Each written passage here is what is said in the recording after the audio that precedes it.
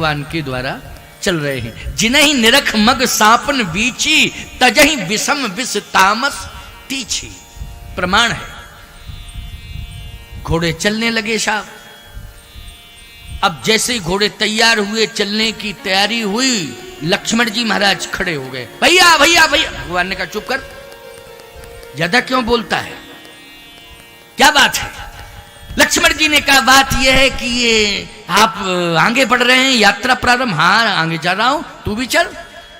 हाँ मैं तो चलूंगा, लेकिन 2 मिनट का मौका दे दो।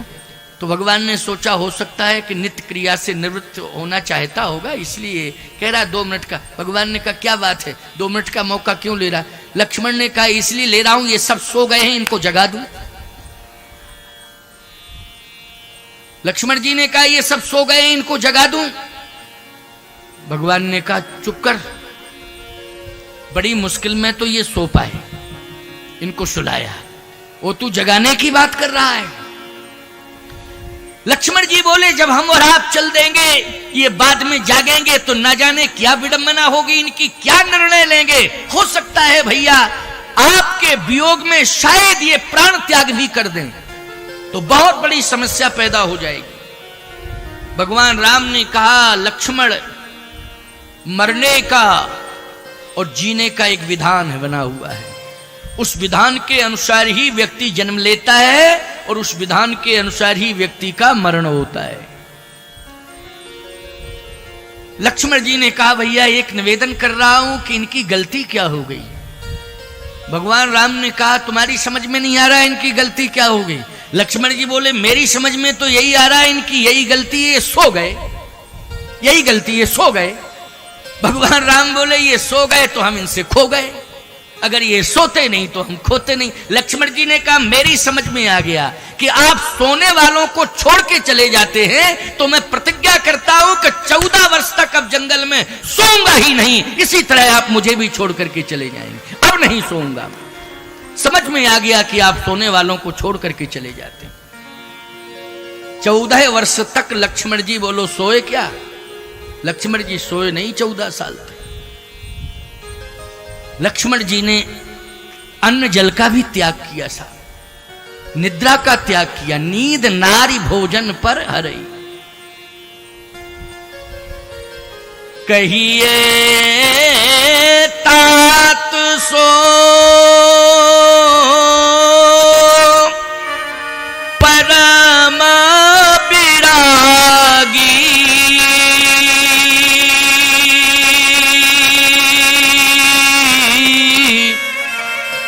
तृण समसिद्ध 3 गुण त्यागी। नींद नारी भोजन पर हरई। नींद नारी भोजन। कोई भी बैरागी हो, कोई भी त्यागी हो, चाहे जितना बड़ा महात्मा हो, प्यारे वो स्त्री का त्याग कर सकता है, भोजन का भी त्याग कर सकता है, लेकिन नींद का त्याग नहीं कर सकता है। बोलो भाई नींद का त्याग? अरे 2 दिन 4 दिन 10 दिन 15 दिन महीना भर तक नींद का त्याग करेगा, हमेशा हमेशा के लिए नींद का त्याग कर दे, ऐसा हो ही नहीं सकता है। लक्ष्मण जी ने 14 वर्ष तक निद्रा नहीं ली, इसलिए उनको विरागी नहीं कहा गया है, परम विरागी। कहिए तात सो परम विरागी। तृण समसिद्ध 3 गुण त्यागी। लक्ष्मण क्या है? बोले परम विरागी, परम विरागी। आज लक्ष्मण जी महाराज प्रतिज्ञा कर चुके हैं। रथ में प्रभु राम किशोरी जी लक्ष्मण जी बैठ गए, सुमंत जी महाराज रथ को चला रहे हैं। खोज मार रथ हाको ताता। सारथी नहीं है कोई, सारथी सुमंत जी ही बने हैं। प्रधानमंत्री स्वयं सारथी बना हुआ है। श्री राम जी का रथ प्रधानमंत्री जी चला रहे हैं, राजाज्ञा है, महाराज दशरथ ने आज्ञा दी है। प्रधानमंत्री सारथी की जरूरत नहीं है, तुम सारथी बनो, इसलिए रथ को ले जाओ। प्रधानमंत्री जी को अभिमान हो गया, सुमंत जी को क्या अभिमान हुआ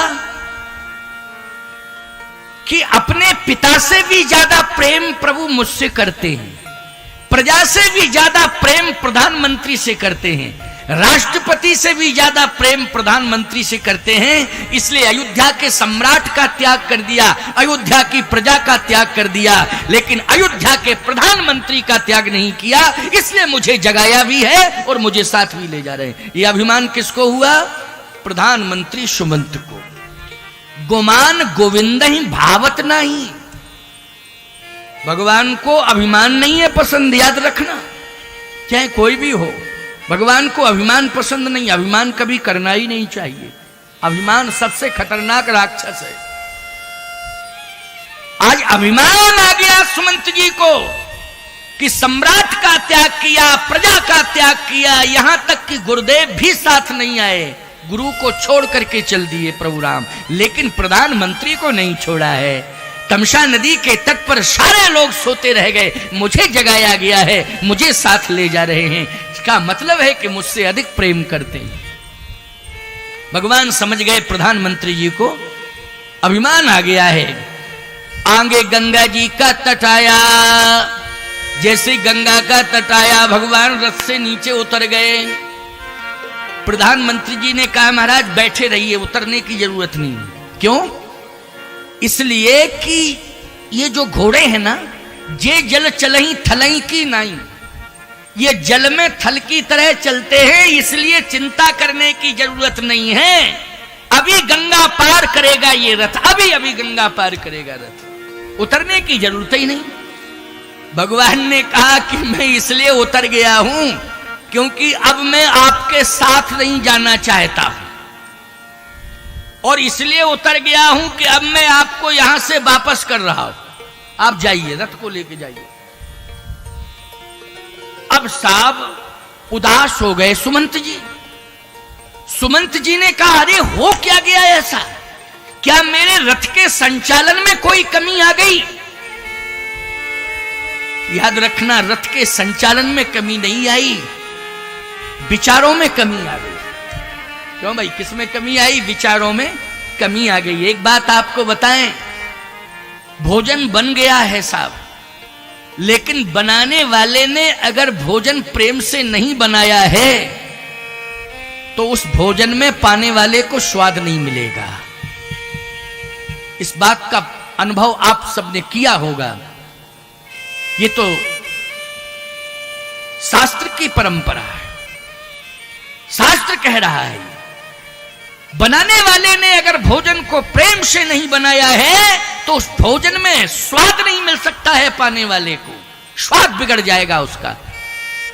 सामग्री वही रहेगी, बनाने का तरीका वही रहेगा, लेकिन स्वाद बिगड़ जाएगा। क्यों? क्योंकि बनाते समय भाव में अंतर आ गया, भाव में अंतर आ गया। जब अयोध्या से प्रधानमंत्री जी चले थे तमसा नदी के तट पर, भाव कुछ और था, और तमसा नदी के तट से गंगा नदी के तट तक पहुंच रहे हैं तो भाव कुछ और है। अभिमान आ गया। बोलो आ गया अभिमान कि नहीं? गुमान गोविंद भावत नहीं। भगवान को अभिमान पसंद नहीं है। भगवान ने कहा अब मैं आपके साथ नहीं जाना चाहता हूं, आप रथ ले जाइए और वापस जाइए। मैं कहां जाऊं? अयोध्या वापस जाइए, अयोध्या। सुमंत जी गिड़गिड़ाने लगे, रोने लगे, बिलखने लगे और रोते रोते पृथ्वी पर गिर पड़े। राम, कोई भूल मुझसे हो गई हो तो मैं क्षमा मांगता हूं, मुझे क्षमा कर दो, मुझसे कोई भूल। कहे महाराज कोई भूल नहीं आपसे, हम ही से भूल हुई जो हम आपके साथ चले आए। आपसे कोई भूल नहीं हुई, हम ही से भूल हुई है जो मैं आपके साथ चला आया। आपसे कहां भूल हो सकती है? आपसे भूल नहीं, मुझसे भूल हुई है। नहीं नहीं नहीं, ऐसा मत कहो, ऐसा मत कहो। गोस्वामी जी कहते बरबस राम, बरबस मानी जबरदस्ती, बरबस राम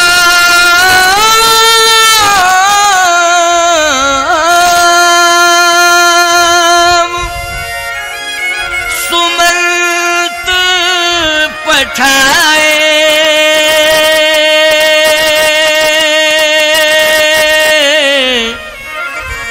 सुरसरी तीर आप तहीं आए।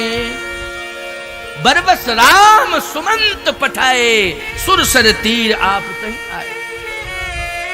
बरबस मानी जबरदस्ती, पर बस जबरदस्ती भेजा, नहीं जाइए जाइए जाइए।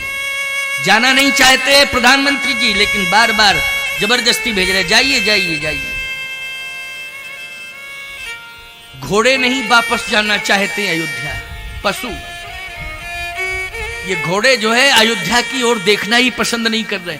सुमंत जी को विवश कर रहे हैं भगवान, लेकिन पशुओं को कैसे विवश करेंगे बोलो। लेकिन घोड़े नहीं जाना चाहते। सुमंत जी ने बहुत प्रयास किया, आगे बढ़ाए। रथ हा क्यों है राम तन हेरी हेरी नाय। बार बार राम जी की ओर देख रहे हैं, हिनहिना रहे हैं, आंसू गिर रहे हैं। जाना नहीं चाहते अयोध्या, घोड़े नहीं वापस जाना चाहते हैं।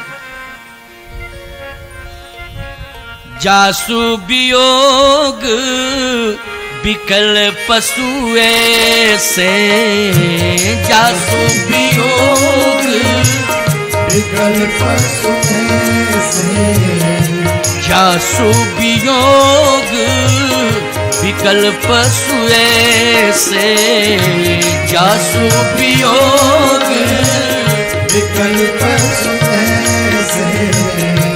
प्रजा मातु पितु जीहई कैसे, प्रजा मातु पितु जीहई कैसे, प्रजा मातु पितु जीहई कैसे, प्रजा मातु पितु जासु वियोग बिकल पशु ऐसे, प्रजा मातु पितु जी हैं कैसे। पशु पक्षी भी प्रेम करते हैं राम से, बोलो करते हैं कि नहीं। मैं कहता हूं राम दूर तुमको दिखाई दे रहे हैं, दिखाई ही नहीं दे रहे हैं, दूर लग रहे हैं, अनुभव कर रहे हो कि राम दूर है। लेकिन राम का नाम तो दूर नहीं है, राम का नाम दूर नहीं है, राम दूर है, दिखाई नहीं दे रहे हैं। राम का नाम तुम्हारे पास है, लेकिन तुम पकड़ नहीं रहे हो। राम के नाम को पकड़ लो, इंसान की बात छोड़ो, पशु पक्षी भी तुमसे प्रेम करने लगेंगे। ये रामचरितमानस का डिमडिम नाद है। इंसान की बात छोड़ो, पशु पक्षी भी प्रेम करेंगे। जासु वियोग विकल पशु ऐसे, प्रजा मातु पित जी हैं कैसे। लेकिन भगवान की माया, भगवान ने अपनी माया के कारण उन घोड़ों को आगे बढ़ा दिया। रथ आगे बढ़ रहा है। बार बार सुमंत जी देख रहे हैं, रो रहे हैं, लेकिन भगवान का इशारा है तो रथ आगे बढ़ रहा है। लेकिन विचार ये करना है, राम कथा प्रेमियों, ये विचार करना है कि प्रधानमंत्री को भगवान ने वापस कर दिया। बोलो वापस किया कि नहीं किया। किसे किया? प्रधानमंत्री को। लेकिन प्रसंग ये कह रहा है कि प्रधानमंत्री को वापस किया, लेकिन मजदूर को बुला रहे हैं अपने पास। क्यों? प्रधानमंत्री को दूर कर रहे हैं और मजदूर को बुला रहे हैं। सीधी सी बात यह है कि अभिमान यदि आ गया किसी के जीवन में, तो चाहे प्रधानमंत्री ही क्यों ना हो, भगवान दूर कर देंगे। और यदि निराभिमानता आपके जीवन में है, भले ही आप मजदूर क्यों ना हो, विपन्न क्यों ना हो, आप राम तक नहीं पहुंच पा रहे हैं, लेकिन राम आपको खोजता खोजता आपके पास पहुंच जाएगा। यह प्रमाण मिल रहा है। राम खोजता खोजता आपके पास आ जाएगा। बोलो आ जाएगा कि नहीं। और यही प्रमाण मिला कि नहीं मिला, बोलो भाई। यही प्रमाण इस प्रसंग में मिला है। वो मजदूर बेचारा कहां पहुंचता राम के पास, उसकी औकात क्या, उसकी ताकत क्या। लेकिन राम खोज रहे हैं उसे, कहां है वो, निराभिमानी है कहां, खोज रहे हैं उसे, देख रहे हैं। प्रमाण क्या है? तुलसी जिनके पद पंकज ते, प्रगटी तटनी जो हरे अघ गाढ़े, ते प्रभु या सरिता तरवे को, मांगत नाव करारे हुए ठाणे।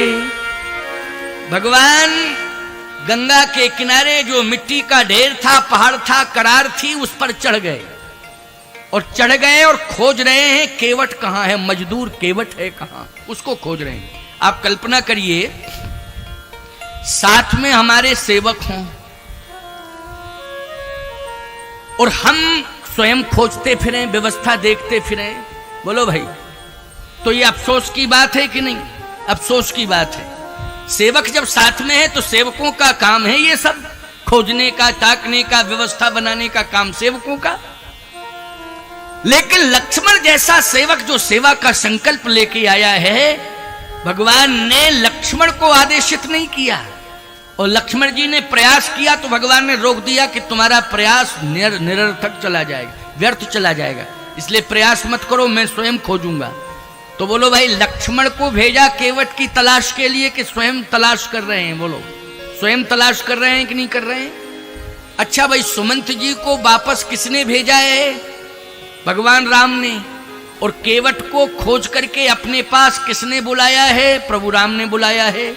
सुमंत जी प्रधानमंत्री हैं और केवट मजदूर है। केवट क्या है? मजदूर। बहुत काल हम कीन मजूरी, आज दीन विधि बन भल पूरी, बहुत काल हम कीन मजूरी।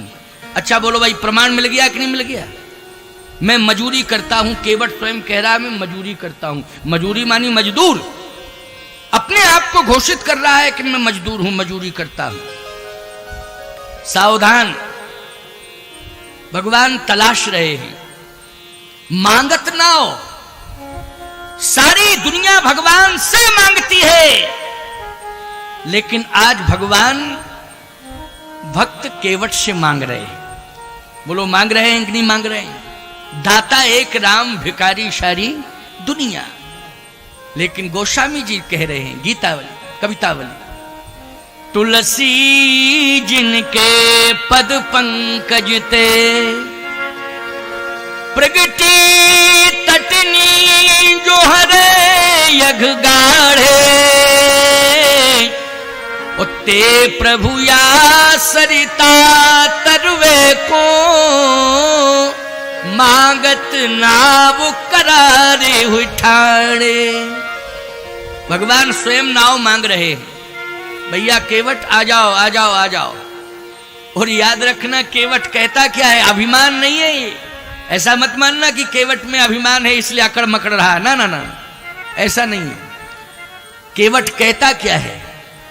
केवट ये कहता है कि आप मुझे क्यों बुला रहे हैं? भगवान ने कहा मुझे पार जाना है, इसलिए मुझे गंगा पार कर दो। तो केवट कहता है कोई जरूरी नहीं है कि आप नाव में बैठ के ही पार जाओ। क्यों भाई? जब नदी पार करनी है तो नाव की तो जरूरत ही पड़ेगी। केवट कहता है मैं इस मर्म को जानता हूं, जिस घाट पर आप खड़े हो वहां गहराई है, एक ऊपर घाट है वहां गहराई है ही नहीं, कमर कमर से जल है, आराम से पार हो जाओगे, नाव आओ की जरूरत ही नहीं है, क्यों परेशान हो रहे हो? यही घाट ते थोड़ी की दूरी है, तुलसीदास जी कह रहे हैं भाई, यही घाट ते थोड़ी की दूरी है, कटिलो जल थाहे दिखाइयो जू, यही घाट ते थोड़ी दूरी है, कटिलो जल